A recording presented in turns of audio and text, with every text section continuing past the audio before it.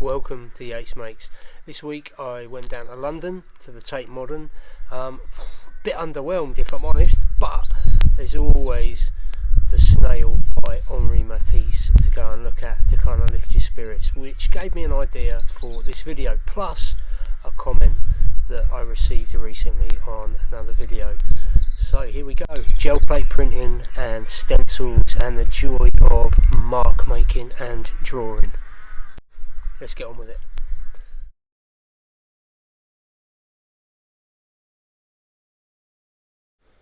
Okay, I got a lovely comment a couple of weeks ago from Sky Queen Studio, who said that watching a few of my videos had emboldened her to try a bit more hand-drawn stuff mixed in with her printmaking.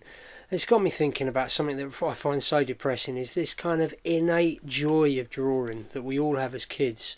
Somehow just gets lost, you know, this conditioning that drawing has got to be realistic.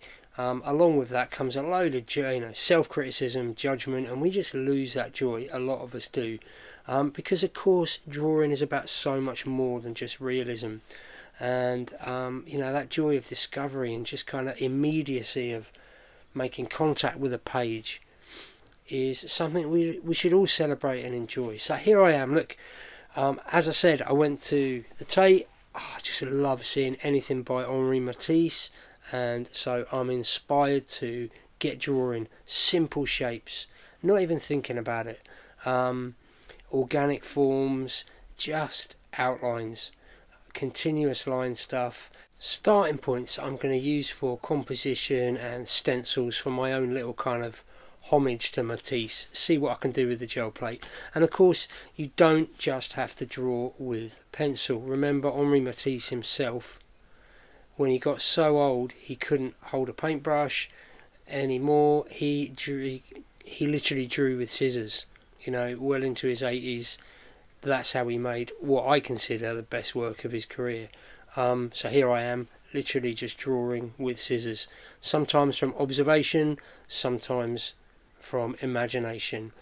If you don't like drawing with a pencil, or you don't feel confident, just work with shape, get the scissors out.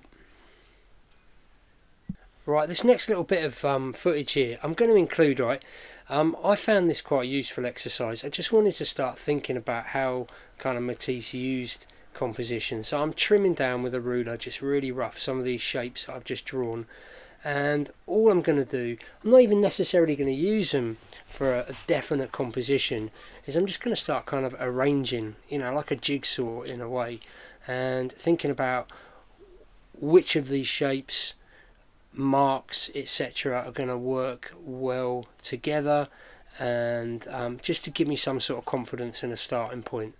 So there I am, trimming down and starting to arrange. The hope is here I'm going to stumble upon a starting point, basically.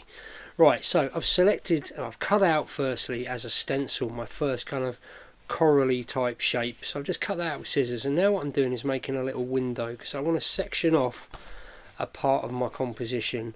There's my paper, which is like 300 GSM heavy paper. My little frame I've cut out, I'm just going to secure with a bit of masking tape.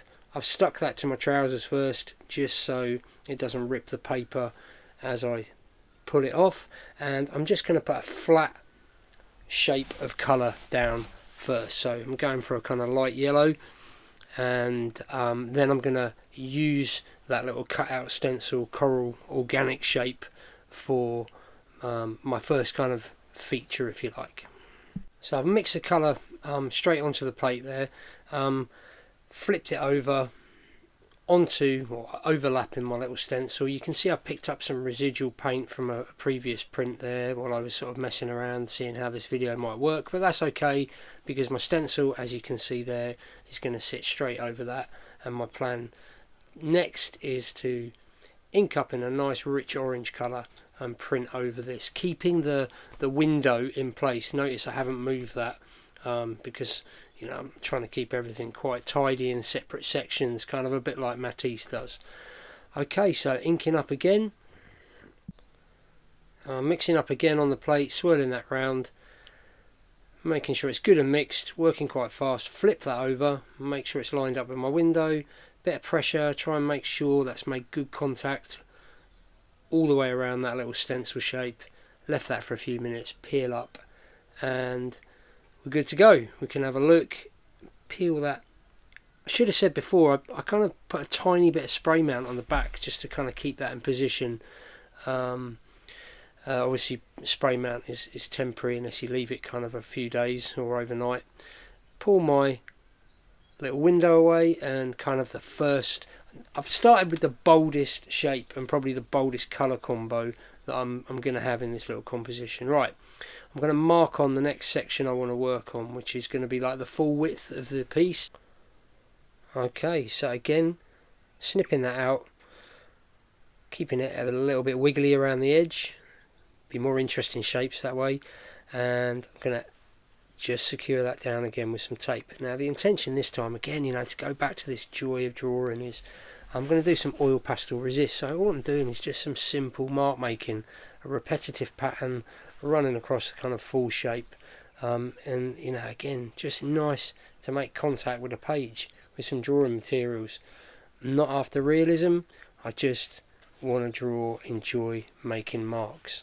This I'm going to kind of transfer in a deep sort of kind of sea green colour, so mainly blue with a little bit of yellow. Again, mixing straight on the plate, give that a swirl around. And I'm finding that with these oil pastel resists, you can actually, as long as you get a nice thin even covering, which is what I'm trying to achieve there, when you put your paper down, I think you can leave it for a good sort of 3 or 4 minutes. Make sure everything's really dried onto that paper. So yeah, paper goes down, fingertips, and I left that for a good 4 or 5 minutes, and you'll see that it pulls off quite a clean, if I hold it up to the camera for you, pulls off quite a clean transfer. So this I'm going to transfer with just some white and a tiny bit of pink, just to warm up that colour a little bit. So this wet layer I'm going to use to pull off that little oil pastel resist pattern I put down. So I'm not hanging around there while that paint's nice and wet, flipping it over my little kind of stenciled off area, and make sure again there's a good amount of pressure that white or very light pink area has, or made good contact with the page. And there you go, transferred just fine. Pull off your stencil, and kind of second section complete. Okay, moving on. Look, you know the drill by now.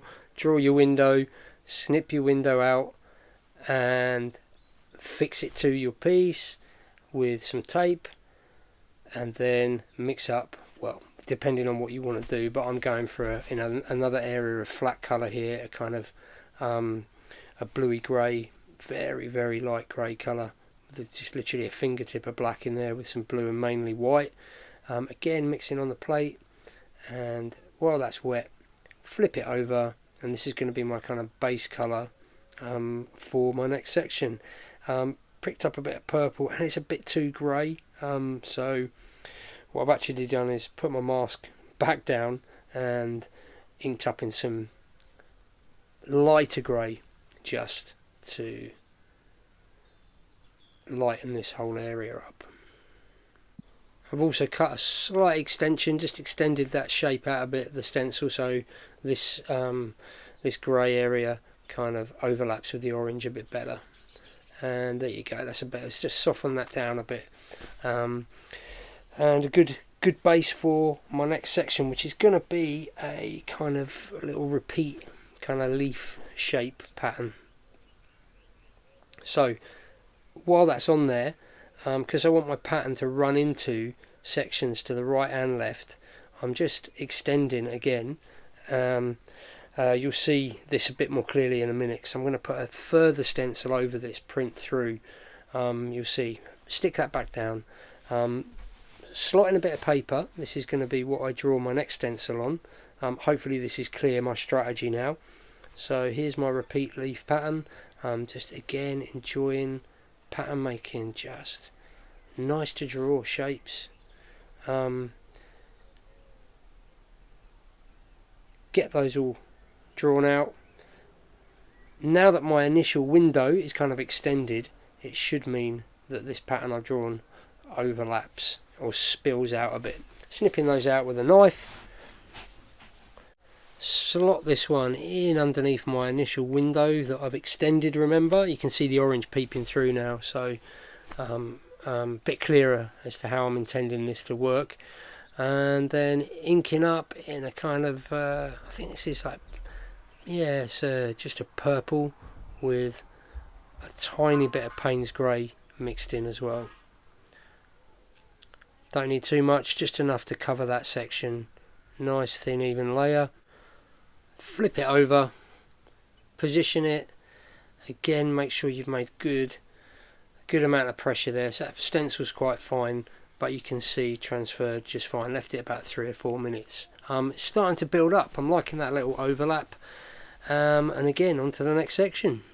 Now all I'm doing here in measuring is I'm trying to work out thirds. Obviously thirds grid is a good compositional tool, so I want this, this is effectively going to be the bottom of my image, so I want to just make sure that this plus the kind of banner oil pastel resist area kind of add up to about the bottom third, and then this bottom little section is going to be split across halfway, so sort of 2 sections effectively along the bottom that I'm going to have a little play around with. Again, cutting my window, inking up, you know the drill.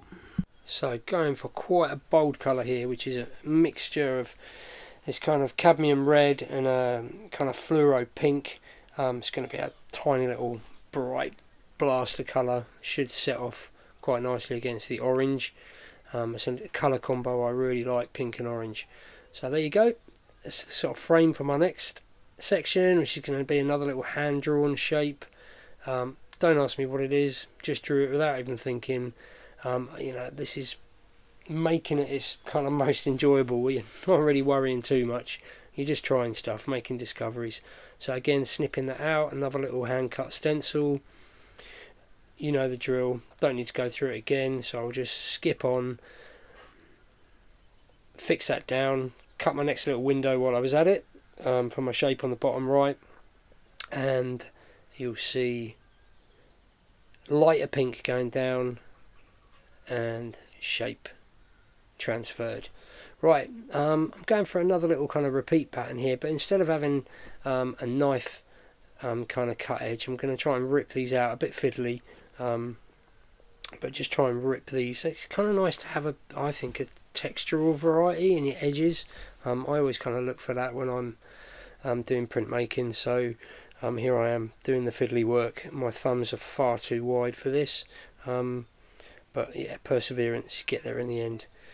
Had to patch up a little bit with masking tape. Transferred in a kind of very sort of dark grey colour. Now my last section is actually working back into this area, and I'm going to use some of those tiny little gaps to add in a few more shapes with some light blue. I want it just a slightly colder colour, or a sort of strong mid blue, some slightly colder colour to go against that orange.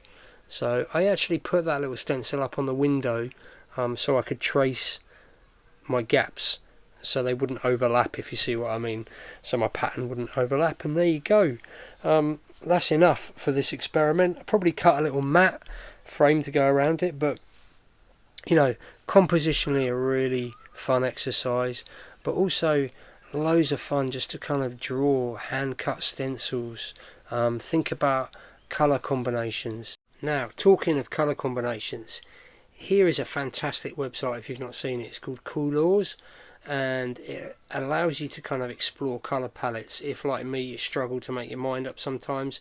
So you can hit that space bar, scroll through, and then you can press a little padlock, lock a colour you like, keep hitting the space bar, and it'll keep offering you suggestions. You can keep locking colours until you've kind of completed your colour scheme. You can choose about 5 different colours. Any more than that, they kind of start charging you a subscription. But look, I'm not being paid to sponsor this.